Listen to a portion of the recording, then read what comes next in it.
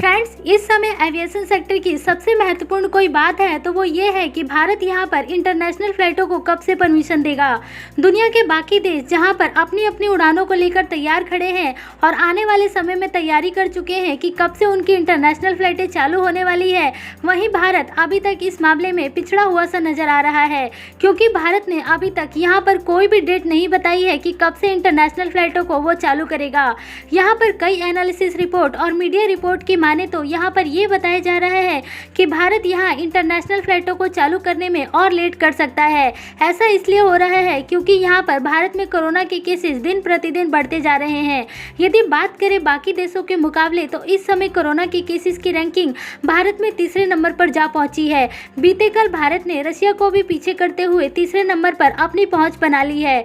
जिस तेज रफ्तार से यहाँ पर भारत में कोरोना के केसेस बढ़ रहे हैं वो समय दूर नहीं है जब भारत में कोरोना के केसेस दुनिया में सबसे ज़्यादा होंगे। यदि बात करें इंटरनेशनल फ्लाइटों को चालू करने को लेकर तो यहाँ पर इंटरनेशनल फ्लाइटें उन्हीं देशों से चालू हो रही है जहाँ पर कोरोना को कंट्रोल किया जा चुका है। इस लिस्ट में अभी 3 देशों को शामिल नहीं किया गया है। इन 3 देशों की सूची में भारत का नाम भी है।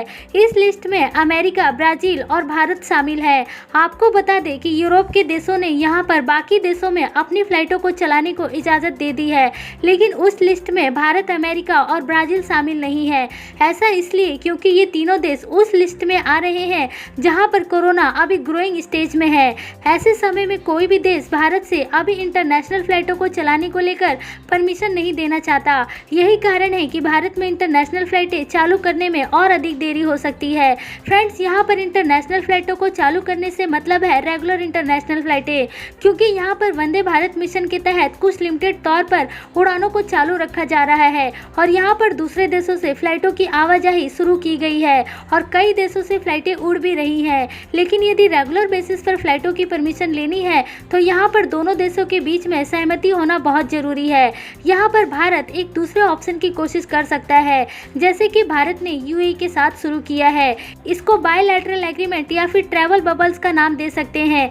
इसके तहत दोनों देशों के बीच में फ्लाइटों की कुछ लिमिटेड कैपेसिटी में उड़ानों को चालू रखने के बीच में सहमति बन चुकी है और उन दोनों देशों के बीच में दोनों देशों की एयरलाइंस कंपनियां अपनी अपनी उड़ानों की सेवाएं शुरू कर चुकी है।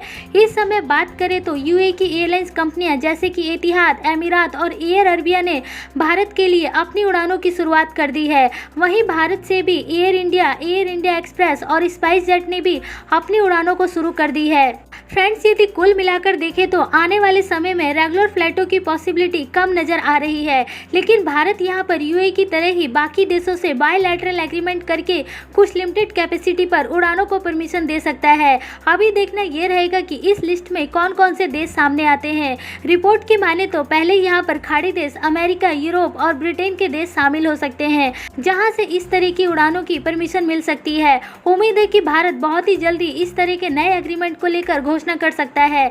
अगर आप लोगों को ये वीडियो अच्छी लगी हो तो आप इस वीडियो को जरूर लाइक करके जाएं और चैनल को यदि आपने अभी तक सब्सक्राइब नहीं किया है तो इसको सब्सक्राइब कर लें, क्योंकि एयरलाइंस की सभी लेटेस्ट खबरें हम आपको सबसे पहले बताते हैं।